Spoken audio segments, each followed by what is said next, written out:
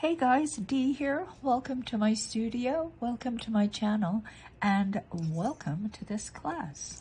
Now this is a simple class, it's a basic class, and anyone with just a basic understanding of polymer clay and millefiori work should be able to do this no problem. Now one of the things I like about it is that most of us have these canes in boxes like this. You know, just waiting to be used in something. And that's what this is. You're going to take some of the things you have and you're going to turn them into these cutesy little pendants. Yep.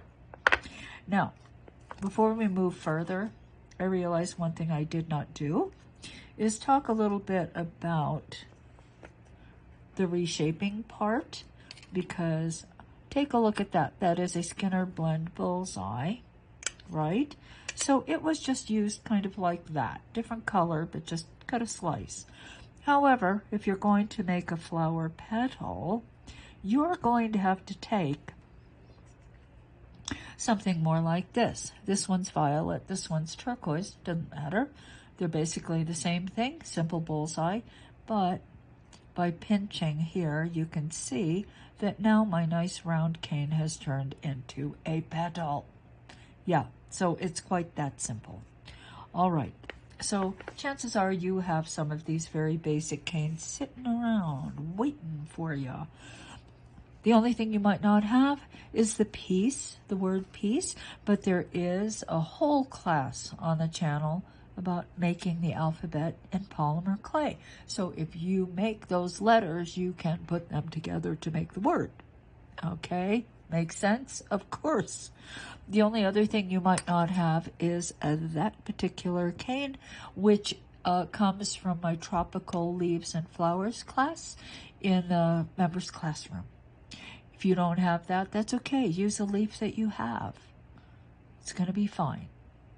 The stem is actually this, which is a starry night cane. Now, there's so little of it, I would not recommend making it if you don't have it. All you have to do is use brown or gold or copper or something, and you will have your nice little stem. Now, we are going to be using a resin to flood the zone. Let's Resin, it's a UV resin. It doesn't need to be mixed. I love it. You're also going to need a frame. I have a link to this exact set, right? And that's what holds the resin in, of course. All right, so I think I have explained pretty much everything to you. I think it's time for us to start. Let's make a piece pendant, or without piece.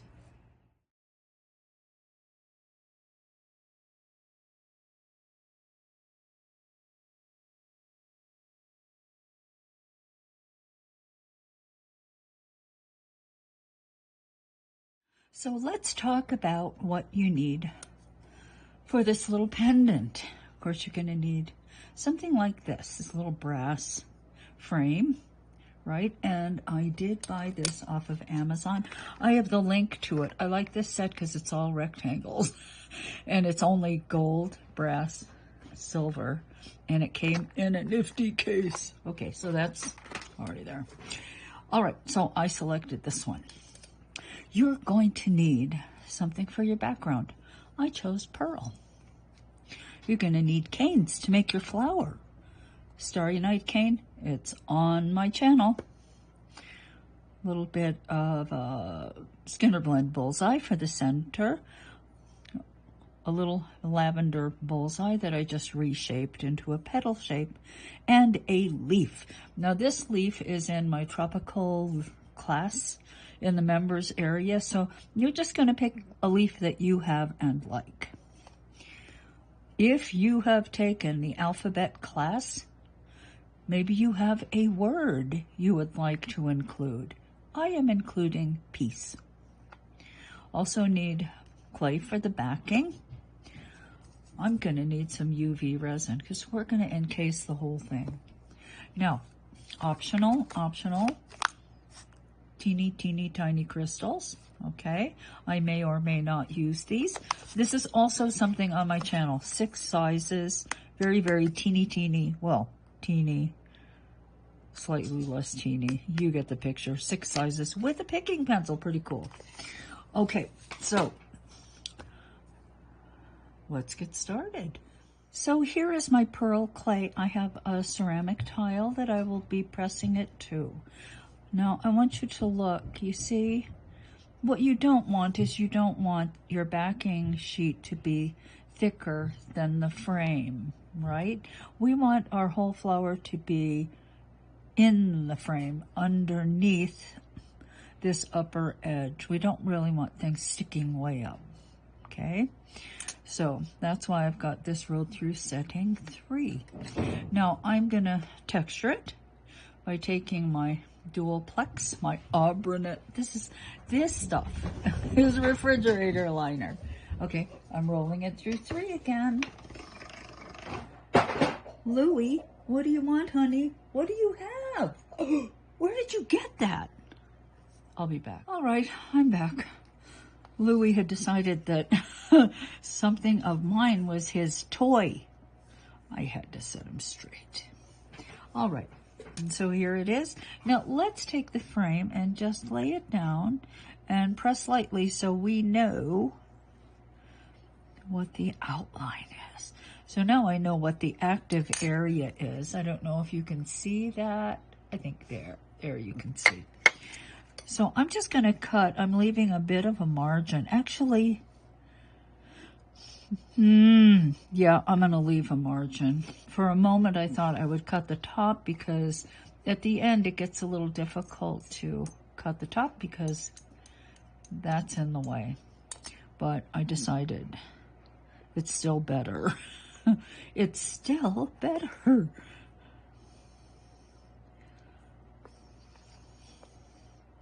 Okay.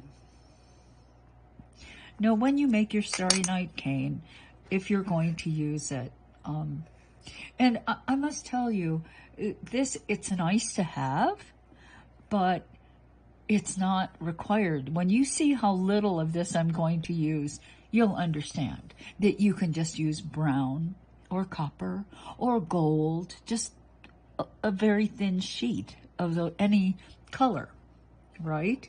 I just happen to have this. That's why I'm using it. All right, so I am just going to cut a slice.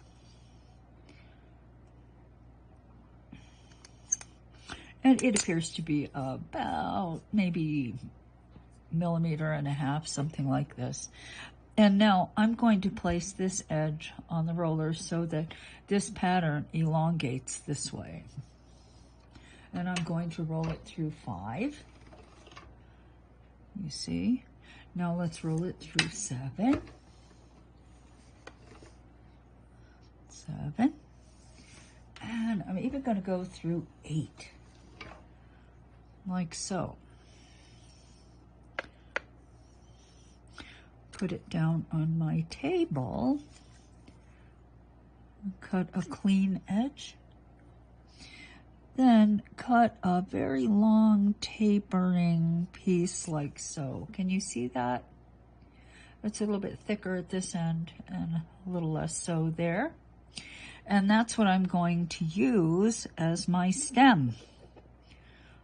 I kind of cut it prematurely. I should have put the flower down first. But let's just do it. Let's do it to it. You know, this is the second time I've done that. I don't know why. Something tells me, it's going to be okay. I'm just going to flip it over like so. You know, sometimes we do things just sort of out of habit. And I would say, you know, for instance, when I build my floral scenes, I always start with the stems. Or do I start with the flowers? What can I say? What day is today? It is Tuesday. That's my excuse. It's Tuesday. Okay. Which is just to say it probably doesn't really matter. brass rod. People have said, why don't you use an acrylic rod? And I always say, because it's clear and I can't find it. Now I'm going to lightly roll. The thing is, when you have to see it, look what happened. Da-doom. So you have to be kind of careful about that. I think I can probably sort of straighten it out. If not, just... But that's what happens. Sometimes the rod picks it up and then puts it down where you don't necessarily want it. I do not think it's a big deal. Just lightly. Okay. Now let's make a flower. First, I'm going to put the center down. The larger the center, the more petals you're going to need. The smaller the center, the fewer petals you're going to need. Of course, it also depends on the size of the petals. So that's just a general rule for you.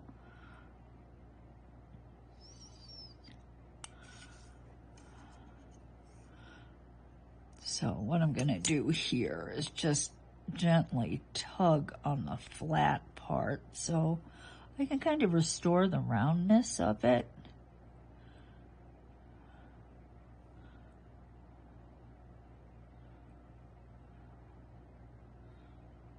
Like so.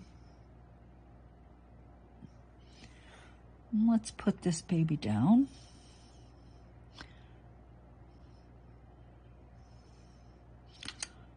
Right there.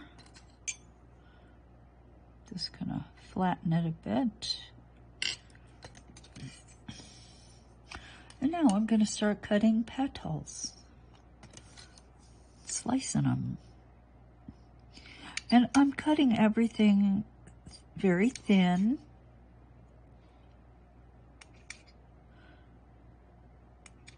Because what I'm going to do is encase everything in resin.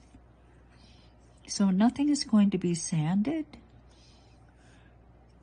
So just pick it up. Position the first one. And this I find is kind of an easy way to handle something like this, is to take and push it down, then take the side of your blade and pick it up. It's a bit easier, I think, than trying to use your fingers.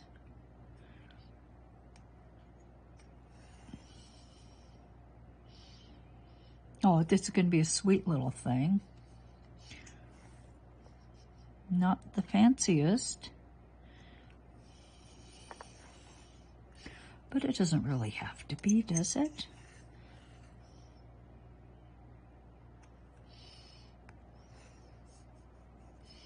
Oops. That time I got the petal on my finger. Okay, we'll just turn it this way. Why not? It's sweet. Everything we make doesn't have to be like a runway, you know, statement pieces. No, sometimes you want just a little something that says peace. Throw it on, go to the grocery store, walk the doggy.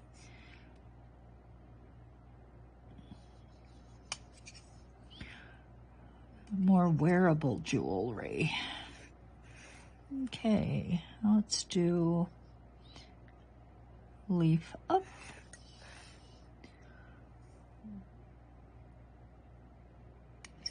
Another leaf. Pick her up. Leaf up.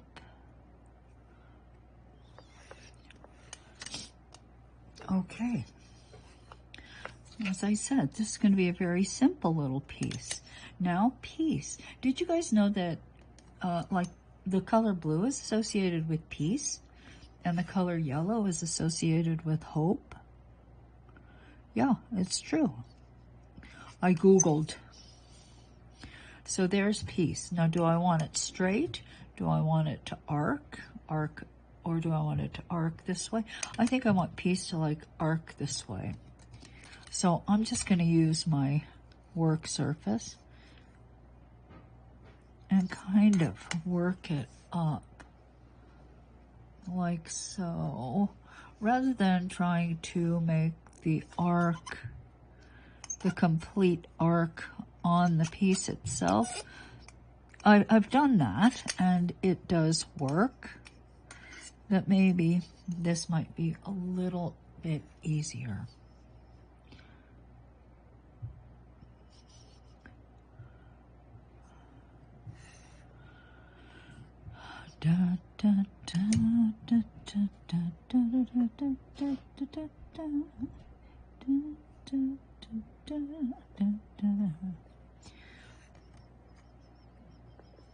All right, so there's a tiny bit of piece that you can wear.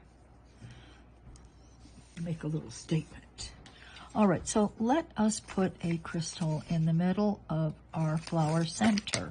And I think that's all I'm going to do. I don't tend to go too much overboard on crystals, I don't think. Okay, I've been known to.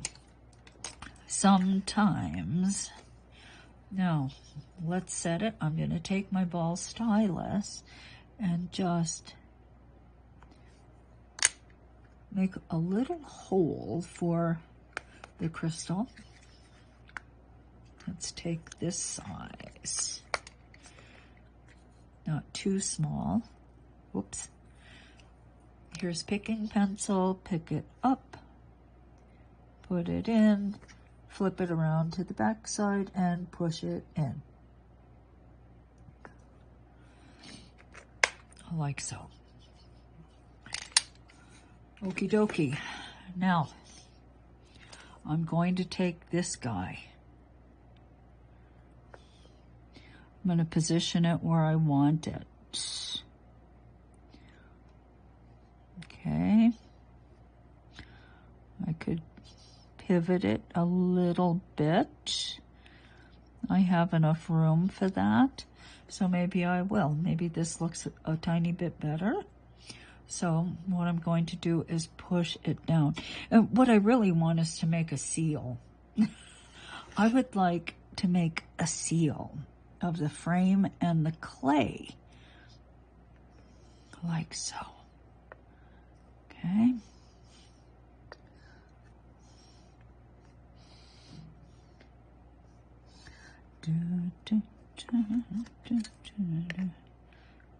Let's just cut the excess away. And you know, I'm going to back it in a separate curing so that I have a bit of a black border around the frame. Okay.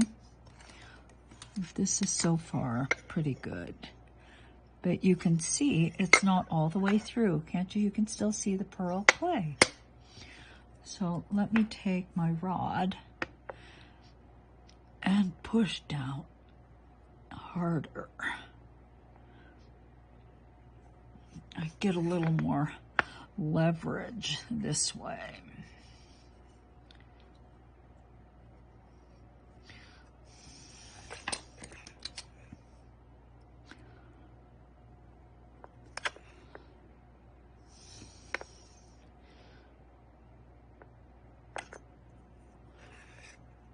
Okay, retrim. Now, you'll note that I kind of leave the top. I will break that off after. But now, you see just the tiniest bit of that pearl clay. So let me see if I can.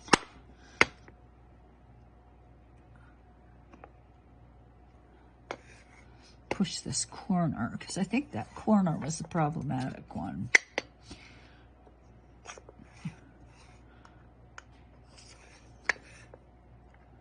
All right, now the piece is going to be cured. After it's cured, I'll be back. I keep it on the tile.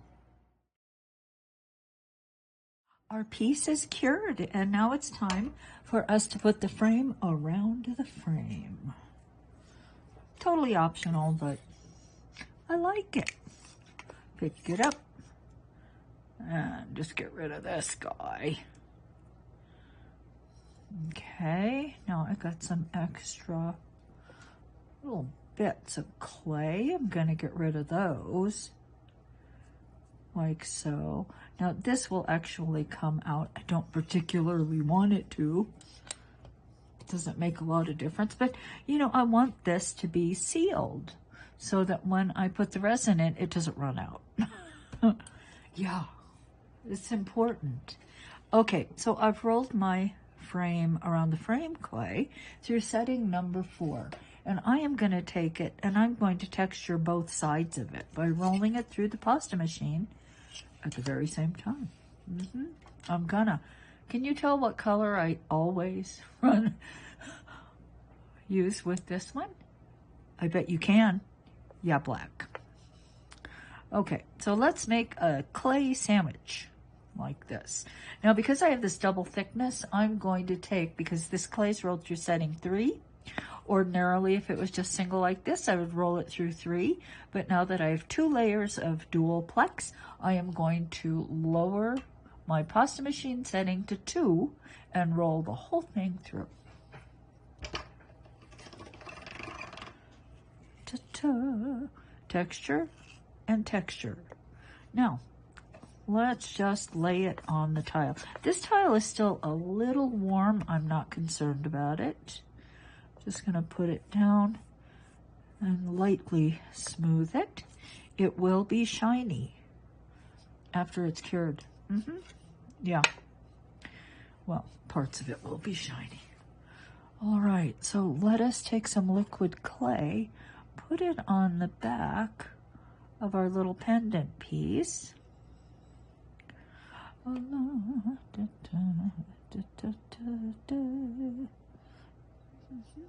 Just like that. And I'm just going to push it down like so. Actually, I made a boo-boo. I made a boo-boo.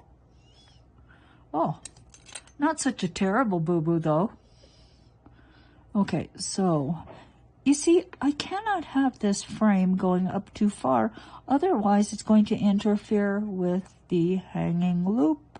So let's just put it like that. So this is just going to be a tiny frame around the frame. Not a huge frame around the frame because it cannot be.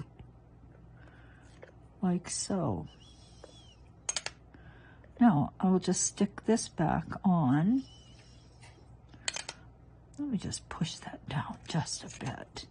And now I will trim around the frame.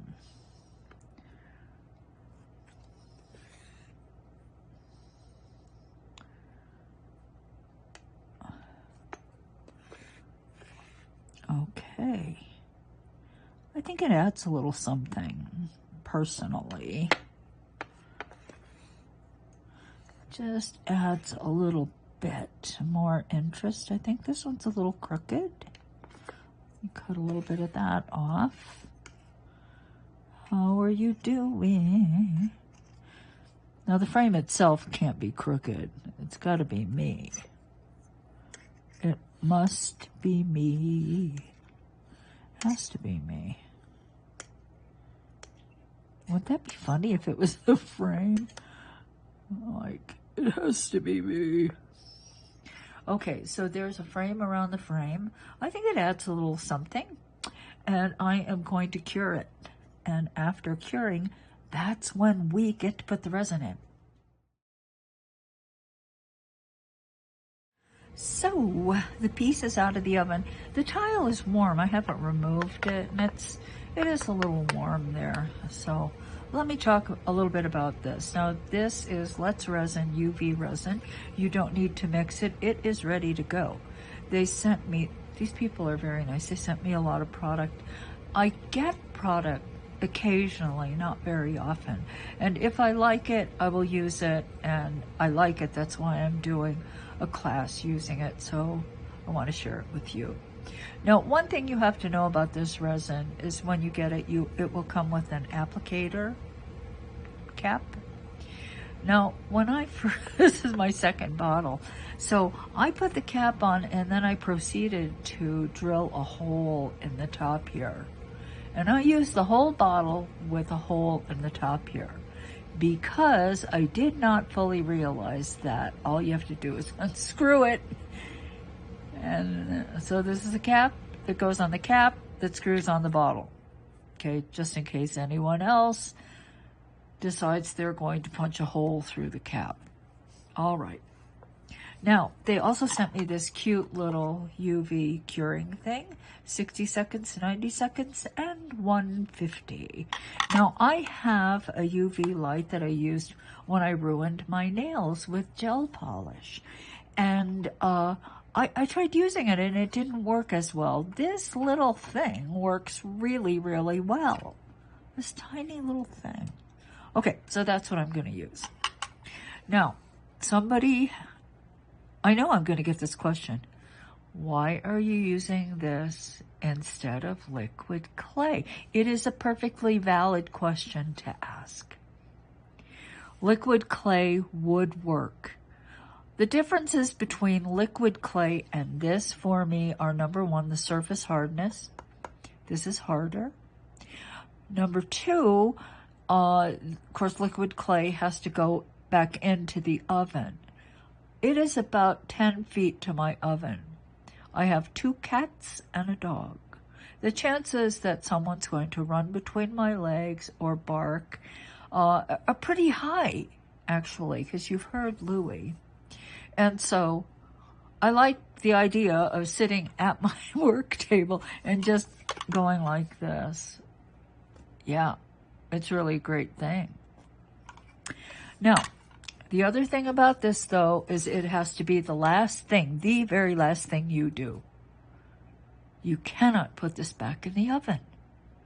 So I guess you could chalk that one up to put a little hash mark on the liquid clay side.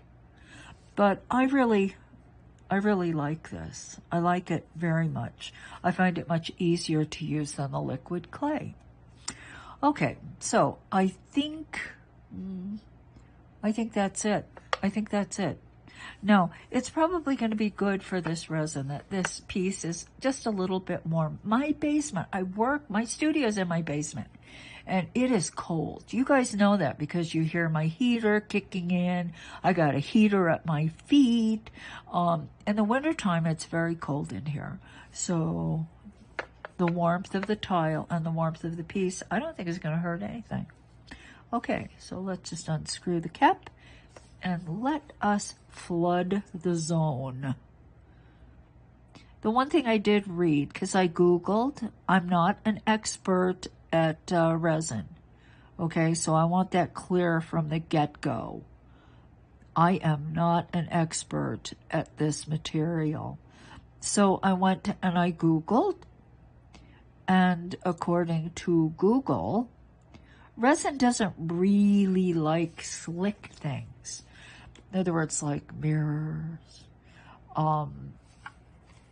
glass. It doesn't want to stick to it. Or it doesn't like sticking to it. Okay, so if you're going to try to do this and your piece is very slick and very hard, then you're going to want to rough it up. You're going to want to abrade the surface. And that's when you would grab your Auburn at P120 maybe, and just rough it up.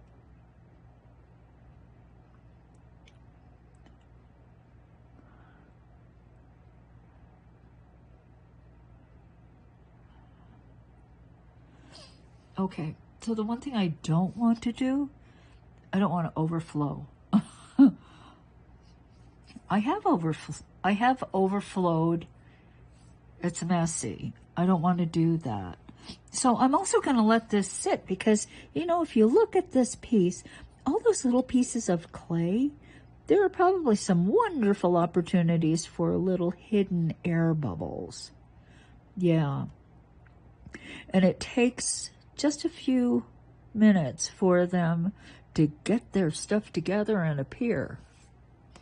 Okay, when they do, sometimes they want to hang out at the bottom, and you have to take a little needle or something, dislodge them, and try to encourage them to float to the top. Now, once they float to the top, you're going to take a lighter like this, not a torch. You take a torch to this, you're going to have resin all over the place. So it's got to be this kind of lighter where it's just a little tiny bit of flame there at the end, right? This is also one that has a nice arm so that my fingers are not right there at the flame. So that works out well. Let me see something. Do I have something? No. When you do this, you don't want this to touch necessarily the resin. You want it just to kind of float above the surface. And the heat from the flame is going to pop any surface bubbles. Right? Right. You can believe me. I'm not lying. If I'm lying, I'm dying. So, and you know, if you look, I'm looking off to the side and I see a little bit of surface kind of imperfection. So let me see. Yep. Those were little minute bubbles that I couldn't even see.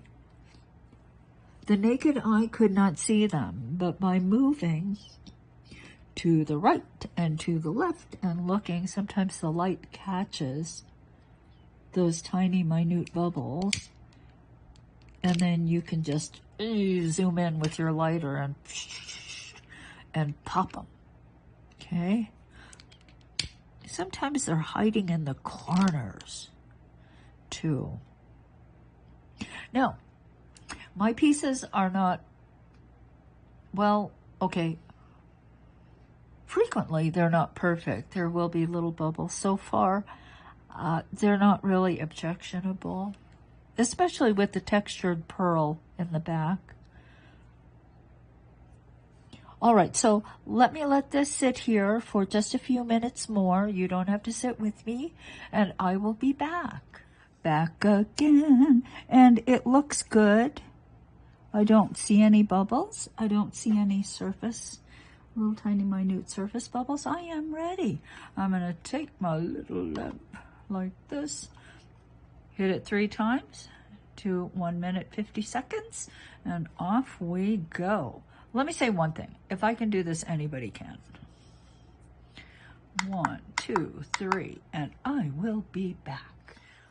So, according to the instructions, if it's warm, you're not supposed to touch it. You may leave fingerprints. So I won't touch it, but isn't it pretty? It's very clear. I love it. All right, so let's let it cool up and I'll be back. So I made a second one without the word piece, and it's still stuck to the tile, but I just put the resin in and cured it, and it's fine. Now, because of the way I'm making this frame, there's really no opportunity to put a signature on. So what I'm going to do is take this, which is actually a cured piece of my signature. Sometimes I cut little pieces and I just cure them all. And I will simply glue it down to the back. And then I've signed my piece. Yeah, I'll use CA glue, my Loctite glue, and we'll call it good. Okay? So that is today's tutorial. Quite simple. I think that it's a nice little project. Now you do need the little frames, so I have a link to the frames, and you do need the resin. You know what? I am not a resin expert, so I'm sure many of you already have resin. Maybe. I'm just very grateful to the Let's Resin people for sending me some. I love it. I love it. I love the stuff. Okay, so that's it for me today. I hope you've enjoyed the class. I hope you make lots of pendants, and I hope you have a great day. I'm Donna Kato, signing off.